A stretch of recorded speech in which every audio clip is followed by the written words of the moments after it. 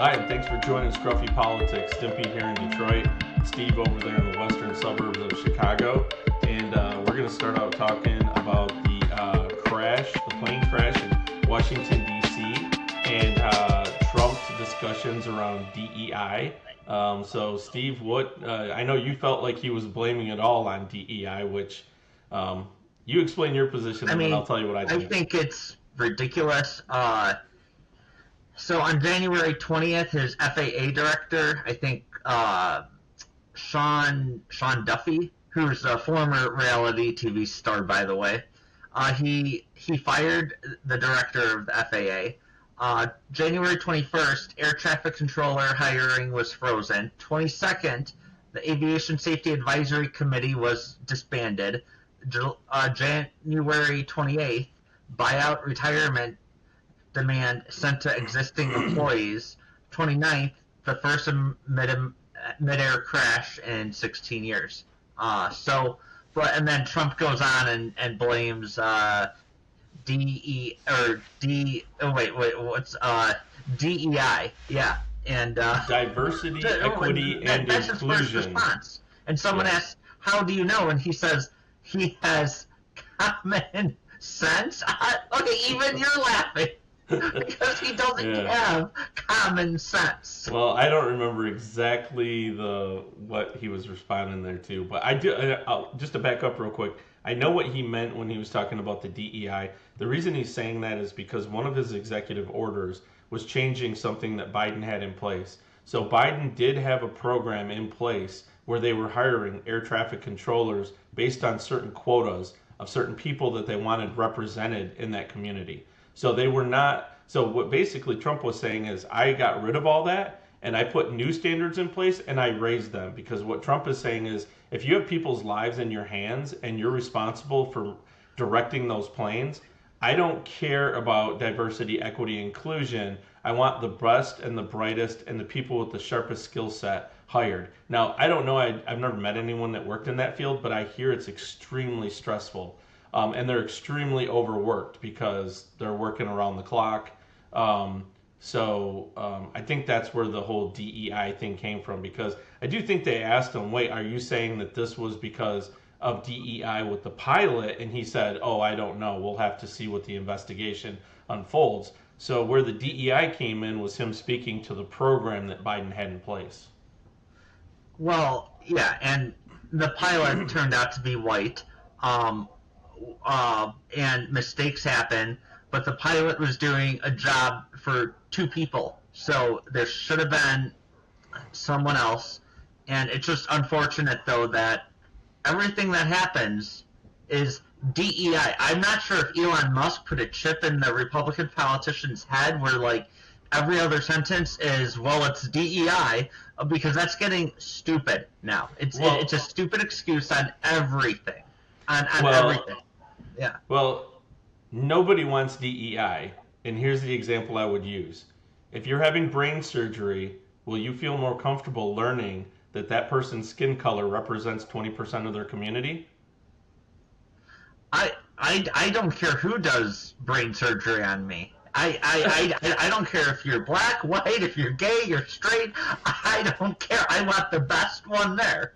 But, Yes, that's my point. Everybody, if they're having brain surgery, wants the absolute best. It doesn't matter if they're purple or polka dot. They don't yeah. care about the skin color. They don't care about whether or not that person represents their community.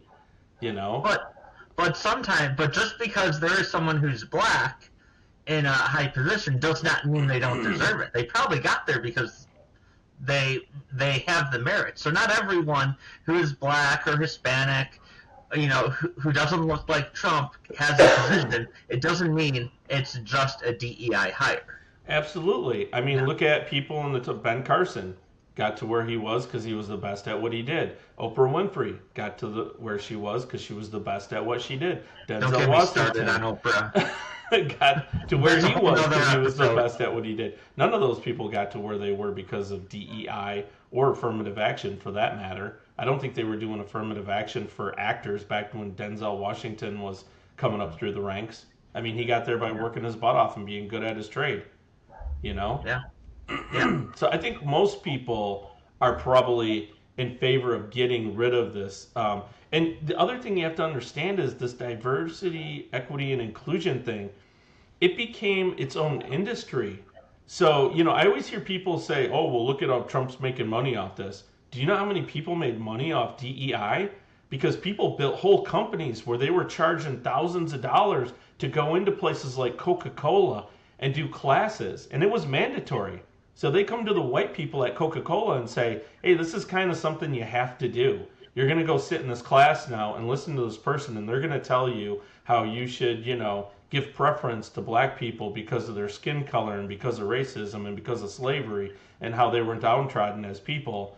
And then some company got paid lots and lots and lots of money to come in and do that training. Yeah.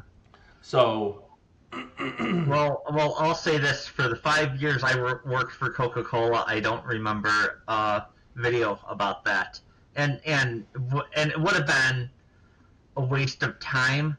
I get the reasons why you need it at times, but or just like any sexual harassment video you need to watch at work, it's because there are people who sexually harass. It doesn't mean everyone does. It's just unfortunate that it has to come to that point, and legally, I'm sure for legal reasons, companies or and businesses have to show it at times just to protect their ass. I mean, my biggest problem with this whole scenario is, the most profound person on this was Martin Luther King. And the guy did not say, I dream of a future where 20% of the population is represented by the skin color of the police officers. He said, I dream of a future where people are respected based on their skills and abilities, regardless of their skin color. So we're still, as long as this stuff is going on, we are nowhere close to Martin Luther King's dream. Martin Luther King's dream was everybody applies, nobody is discounted or not considered because of their skin color, and the person who gets the job is the one that's most qualified and best to do it. And we still have a long way to go to get there. Yeah, true, and I agree with that. Yes, yeah. All right. Well, I think if he's looking down and seeing what's going on in America right now in some situations, he'd be shaking his head and he'd be really disappointed. Yeah, definitely. Yeah. So let's transition into talking about the deportations that are taking place, because that's a real hot topic a lot of people are talking about. What's your thoughts on the situation? I think yes, and I think everyone agrees. Deport the criminals, like the ones that commit crimes here in the USA.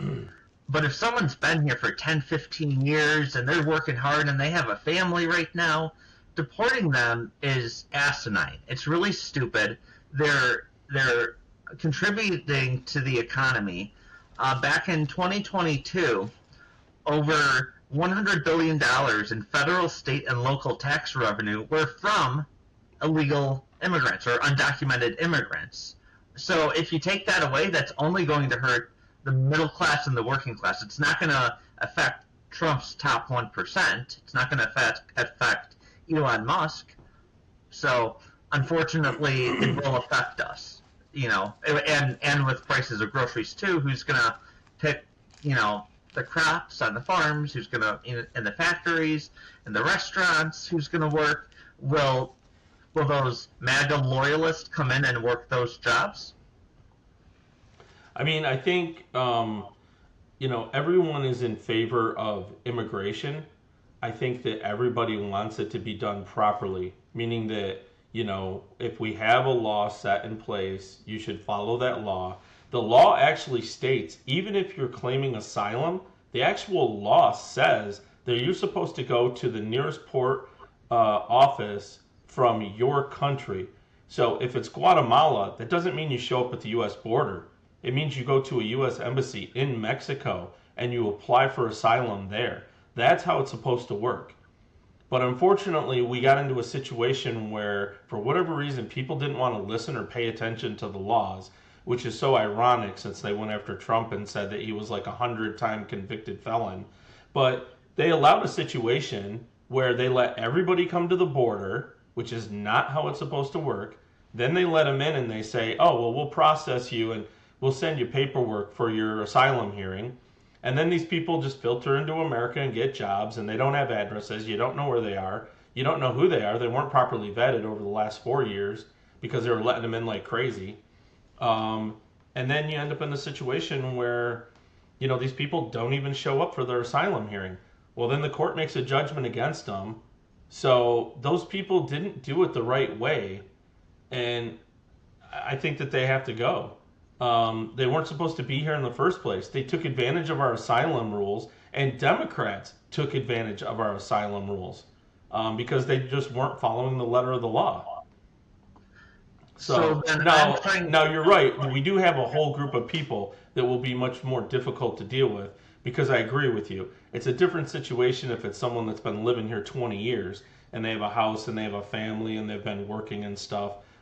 We probably have to do something different with them. But I'm talking about over the last 4 years, the people that came in under these bogus asylum claims. 90% of them don't meet the asylum definition. They're literally coming here because they want to make money. That's almost what all of it boils down to.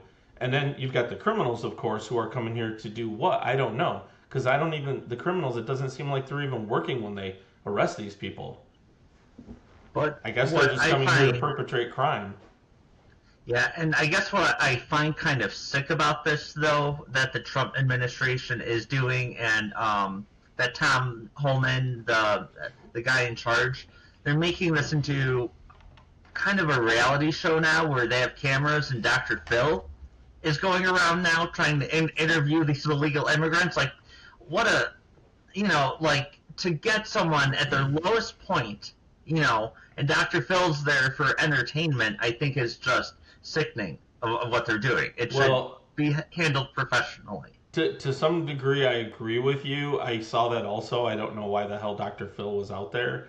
But I think that the reason that they are trying to televise some of this is they're trying to show the American people, hey, this was a topic during the discussion. You guys voted for the Trump administration, and now we just want to let you know we are out there doing the job. And I also heard a stat the other day. They said at the pace that Trump is going, he won't even reach the amount of deportations that Obama did. So I think it's very disingenuous for all the media people who are crying racist.